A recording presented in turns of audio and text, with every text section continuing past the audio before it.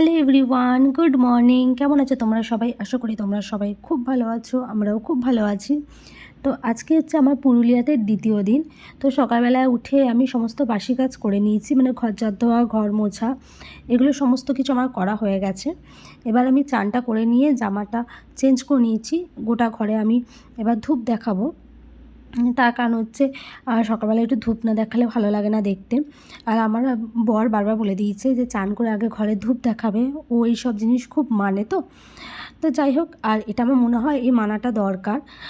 তো সকালবেলা ও আমাদের জন্য লুচি, তারপরে আলুর তরকারি আর এই পান্তুয়া, এটা নাকি পুরুলিয়াতে এইখানে ও যেখানে থাকে সেখানে নাকি খুব বিখ্যাত। তো সেটা নিয়ে এসেছে। আমার ছেলে তো খেলোই না, ওর থেকে ওরটাই আমি খাচ্ছি। আর আমি ওই হাফ যে পান্তুয়াটা রয়েছে ওটাই খেয়েছি, গোটাটা আর খেতে পারিনি। তো যাই হোক, আমার ছেলে কিছুই খেলো না ওখানে। এবার আমি তাড়াতাড়ি করে না রান্নাটা বসিয়ে নিচ্ছি। রান্নাটা তাড়াতাড়ি হয়ে গেলে তারপরে আজকে যাব। যদি রান্নাটা তাড়াতাড়ি হয়ে যায়, যদি যাই অবশ্যই তোমাদের সাথে শেয়ার করব। তো যাই হোক, খুব একটা আজকে রান্নার কোনো ঝামেলা রাখিনি। তার কারণ হচ্ছে এই রান্নায় ঢুকে গেলে অনেকটা দেরি হয়ে যাবে। এর জন্য যতটা সম্ভব আর যতটা সিম্পল করা যায় ততটাই করছি। এদিকে আমার আলুগুলো কাটা হয়ে গেছে, পেঁয়াজগুলোও আমার কোচানো হয়ে গেল। তারপর আমার মনে হলো যে হয়তো আলু কম হতে পারে, এই জন্য আমি ছোটো করে একটা আলু এবার নিয়ে নিলাম। সেটাও একটু কুচিয়ে দিয়ে কেটে দিয়ে দিই যদি আলুটা কম হয়। তার কারণ আমরা সবাই আলুটা খেতে পছন্দ করি, আমি, আমার ছেলে, আমার বর সবাই। তো এই আলুটাও কেটে নিই, দিয়ে রান্নাটা বসিয়ে দিই।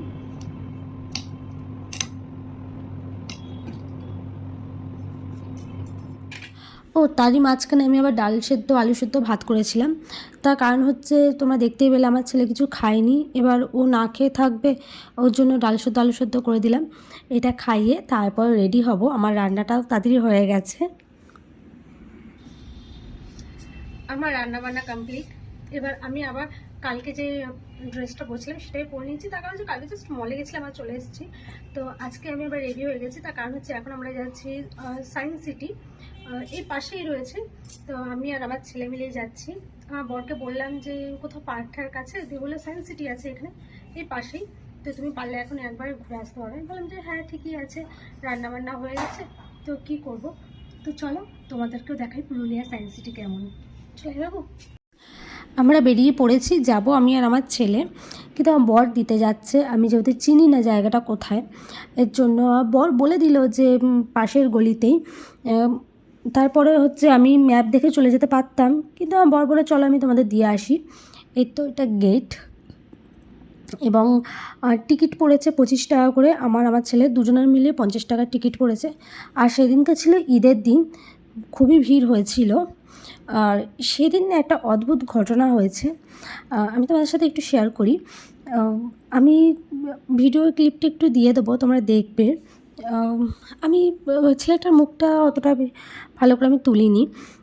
একটা দুটো ছেলে না কনস্ট্যান্ট আমাকে এবং আমার ছেলেকে না ফলো করছে। মানে আমরা যেখানেই যাচ্ছি, আমরা যেটাই ধরছি, ধরো আমি কোনো কিছুটা দেখছি, এখানেই যেমন ছিল ছেলেটা, ধর দেখছি তো ও সমানেও পিছনে দাঁড়িয়ে আছে। তারপরে আমরা যেটাতে হাত দিচ্ছি তারপরেও সে সেইখানটাতে যাচ্ছে। মানে একটু কেমন অকওয়ার্ড একটা সিচুয়েশান হচ্ছিলো, এবং আমার একটু সত্যি কথা বলতে ভয়ও লাগছিলো। তো তার জন্য আমরা বেশিক্ষণ ওখানে থাকিনি। আমি এখানেও ছিলাম যখন, এমনকি পার্কের ভেতরটাতে আমরা গিয়েছিলাম, পার্কের ওখানটাতে গিয়েছিলাম, তো সেখানেও না ছেলেটা ছিল। তো অনেকক্ষণ পর ওকে আর আমি দেখতে পাইনি, কিন্তু ম্যাক্সিমাম টাইম তো পাশাপাশি ঘুরছিল। তো যাই হোক, তারপর আমরা চলে এসেছি। কিন্তু আমার সায়েন্স সিটিটা ভীষণ ভালো লেগেছে, অনেকটা বড় জায়গা। আর ওই দিকটাতে না, ওটা হচ্ছে সাহেববাদ। আর রাতেরবেলায় আমি আর আমার ছেলে ফুচকা আর পাপড়ি চাট খেয়েছিলাম, দিয়ে আমাদের ওটাই পেট ভরে গেছিলো আর আমরা ঘুমিয়ে গেছিলাম। রাতেও আর কিছু খাইনি। তো এইভাবেই আমাদের দ্বিতীয় দিনটা কাটলো, খুবই ভালো কাটলো। শুধু সায়েন্স সিটিতে একটু জাস্ট ওরকম একটা সিচুয়েশান হয়েছিল, আর কিছুই না। তো ব্লগটা কেমন লাগলো অবশ্যই জানিও। যদি ভালো লেগে থাকে প্লিজ সেটা লাইক করে দিও, চ্যানেলটা সাবস্ক্রাইব করে দিও। বাই।